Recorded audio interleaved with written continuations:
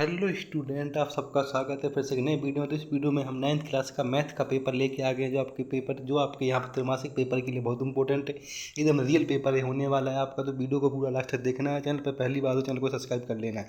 ये पेपर आपका 75 नंबर का होता है। 3 घंटे का यहाँ पर समय मिलता है आपको। सभी प्रश्न करना अनिवार्य है। 1 से 5 तक के प्रश्न 3 अंक के होते हैं। 6 से 17 तक के प्रश्न आपके यहाँ पर 2 अंक वाले होते हैं। और 18 से 20 तक के प्रश्न 3 अंक के होते हैं। और 21 से 23 तक के प्रश्न आपके 4 अंक के होते हैं। इसमें सबसे जो पहला प्रश्न आपका यहाँ पे आता है, जिसमें हमें सबसे पहले प्रश्न में करना होता है, सही विकल्प चुनकर करने होते हैं, जो टोटल 6 नंबर के आपके होते हैं। तो इन सारे के सारे आंसर करना है। तो सही विकल्प कर लीजिए। इसमें पहला प्रश्न आपका यहाँ पे आ जाता है, एक अपरिमेय तथा एक परिमेय और एक अपरिमेय संख्या का योगफल या अंतर सदैव एक संख्या होती है। क्या कौन सी संख्या होती है? तो यहाँ पे आपका फर्स्ट का आंसर आ जाएगा अपरिमेय संख्या होती है। अब दूसरा देखें, इसमें बहुपद की घात बतानी। इसमें बहुपद की घात कितनी है?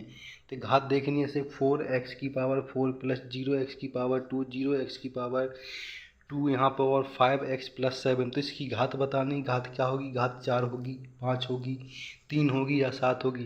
तो इनमें से इन चारों में से हमें घात बताने की इसकी घात क्या हो सकती है। तो ये घात आपको यहाँ पे बतानी है।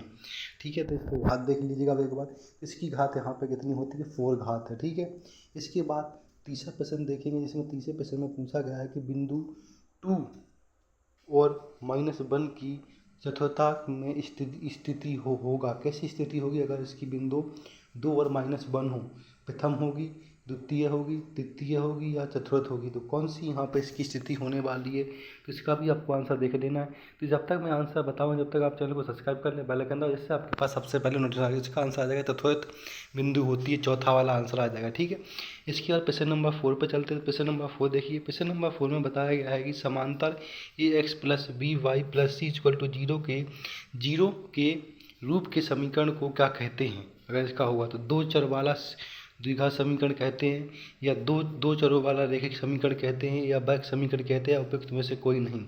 तो यहाँ पे इसका आपको आंसर बताना है। तो इसका आपको आंसर यहाँ पे होने वाला है, इसका दो चरों वाला रैखिक समीकरण कहते हैं।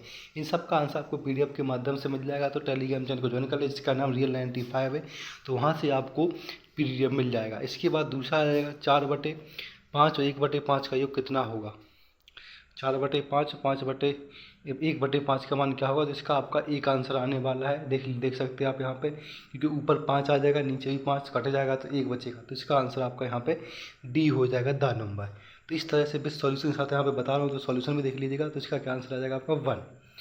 इसके बाद नेक्स्ट प्रश्न पे चलते हैं, प्रश्न नंबर 6 पे। तो प्रश्न नंबर 6 में पूछा गया है 729 की पावर 1/3 का मान क्या होगा? ये किसका क्यूब है? ये क्यूब बताना हमें। तो क्यूब यहाँ पर किसका? 9 का, 6 का, 4 का या 7 का। तो किसका ये हो जाएगा? तो इसका आपका आंसर यहाँ पे आने वाला है 9 आंसर आ जाएगा। ठीक है, तो 9 का एक क्यूब होता है 729। ठीक है, इसके बाद प्रश्न नंबर हमारा फर्स्ट हो चुका है। सही विकल्प 6 नंबर के यहाँ से पक्के हो गए। अब चलते हैं रिक्त स्थान, जो टोटल 6 नंबर के आपके होते हैं। तो ये भी पूरे के 6 नंबर आपके यहाँ पे होने वाले हैं। तो पहला प्रश्न है, रेखीय बहुपद में चर की अधिकतम घात कितनी होती है? 1 होती है। कितनी? 1 होती है। ठीक है, दूसरा इसमें आ जाता है आपका बहुपद 5x प्लस 2 का शून्यक खाली स्थान होता है। कैसा शून्यक होता है इसका? 5x प्लस 2 का शून्यक होता है। कैसा शून्यक होता है? तो ये आपको यहाँ पे बताना है। तो इसका आपको यहाँ पे आ जाएगा 5x प्लस 2 इक्वल टू 0 किसके बराबर हो जाएगा ये आपका यहाँ पे? तो 5x इक्वल टू -2। तो यहाँ पे इसका आंसर आ जाएगा आपका, x की वैल्यू क्या आ जाएगी यहाँ पे? -2/5। तो इस तरह से आपका यहाँ पे ये थर्ड वाले का आंसर हो जाएगा। ठीक है, इसके बाद नेक्स्ट वाले प्रश्न पे चलते हैं। नेक्स्ट वाला प्रश्न देखिए, इसका आंसर लिख लिया आपने। नेक्स्ट वाला प्रश्न आपका यहाँ पे आ जाता है थर्ड, जिसमें बहुपद x³ - x² + 1 में x² का गुणांक कितना होगा? इसका गुणांक बताना हमें। x² का गुणांक कितना होगा? तो इसको गुणांक को भी देख लीजिएगा आप, कितना गुणांक होने वाला है इसका। ठीक है, तो इसका गुणांक आपका यहाँ पे हो जाएगा -1। ठीक है, इसके बाद नेक्स्ट क्वेश्चन आ जाता है भाज्य इक्वल टू भाजक मल्टीप्लाई भागफल प्लस क्या होगा? शेषफल। तो यहाँ पे भाजक निकालने का फॉर्मूला होता है। नेक्स्ट क्वेश्चन आपका आ जाता है 5, इसमें मूल बिंदु के निर्देशांक होते हैं। मूल बिंदु के जो निर्देशांक होते हैं क्या होते हैं? 0, 1, 0 होते हैं। ठीक है, इसके बाद इसका आपको सॉल्यूशन करना तो बहुत सिंपल है। 5 - 3 ब्रैकेट में -2 + 2 -2। तो इसका आपका आंसर क्या आने वाला वो देख लीजिए। इसका आंसर यहाँ पे प्लस हो जाएगा। ठीक है, इसके बाद यहाँ पे माइनस से माइनस कट जाएंगे। 4 आंसर का आपका यहाँ पे आंसर हो जाता है। यहाँ पे हमने रिक्त स्थान करवा दिए हैं आपके, जो टोटल 6 नंबर के यहाँ पर रिक्त स्थान होते हैं आपके, तो 6 नंबर के आप पक्के यहाँ पे हो गए। आप प्रश्न नंबर 30 पे चलते। प्रश्न नंबर 30 में सही जोड़ी बनाइए। क्या बनानी इसमें हमें सही जोड़ी बनानी है, जो आपके पेपर के लिए बहुत इंपॉर्टेंट है, तो इसको आपको जरूर करके जाना है। तो सही जोड़ी देख लीजिएगा, इसमें सही जोड़ी में कौन से किससे मैच हो रहा है वो देख लीजिए। तो पहला आपका यहाँ पे डी से हो रहा है, ठीक है, पहला वाला किससे, डी से, ठीक है। इसके बाद दूसरा वाला किससे हो रहा है, दूसरा वाला आपका यहाँ पे ए से हो रहा है, ठीक है। तीसरा वाला, इसका स्क्रीनशॉट ले लेना आपको, ठीक है। तीसरा वाला आपका ई से हो रहा है, ठीक है। चौथा वाला आपका किससे हो रहा है, चौथा वाला आपका यहाँ पे एफ से हो रहा है, ठीक है। इसके बाद 5 वाला आपका किससे हो रहा है, 5 वाला आपका यहाँ पे सी से हो रहा है, ठीक है, सी से मैच कर लेना है। और यहाँ पे 6 वाला आपका किससे मैच हो रहा है, वो आपका यहाँ पे बी से मैच हो रहा है, ठीक है। 6 वाला बी से मैच हो रहा है, तो मैचिंग हो गई। इनको सारे के सारे मैचिंग को आपको यहाँ पे स्क्रीनशॉट ले लेना है, इनको अच्छे से याद कर लेना है। अब नेक्स्ट क्वेश्चन की ओर चलते, इसका स्क्रीनशॉट लेके रख लेना है, बहुत इंपॉर्टेंट है, आपके पेपर में आ सकती है, तो इसको आपको जरूर कर लेना है। इसके बाद नेक्स्ट क्वेश्चन आपका 4 नंबर, इसमें एक शब्द और एक वाक्य में उत्तर देना है, जो टोटल यहाँ पर 6 नंबर के प्रश्न होते हैं। तो इसमें पहला प्रश्न पूछा गया कि 8, 7, 5, 12 में संख्या 5 का स्थानीय मान क्या होगा। स्थानीय मान बताना, तो इसका स्थानीय मान 50 हो जाएगा आपका, ठीक है। तो यहाँ पर देख लीजिएगा क्या इकाई का स्थानीय मान है, इकाई दहाई हो जाएगा। दहाई में कितना आता है, 10 आता है, ठीक है। तो यहाँ पर देख लीजिएगा, तो इसका क्या आंसर होने वाला, वो आंसर भी आपको यहाँ पर बताने वाला हूँ। तो बस वीडियो में आपको बना रहना और लास्ट तक वीडियो को देखना है। तो इसका आंसर कितना हो जाएगा, 50, ठीक है। इसके बाद दूसरा प्रश्न आता है, इसमें रेखिक बहुपद की घात क्या होती है।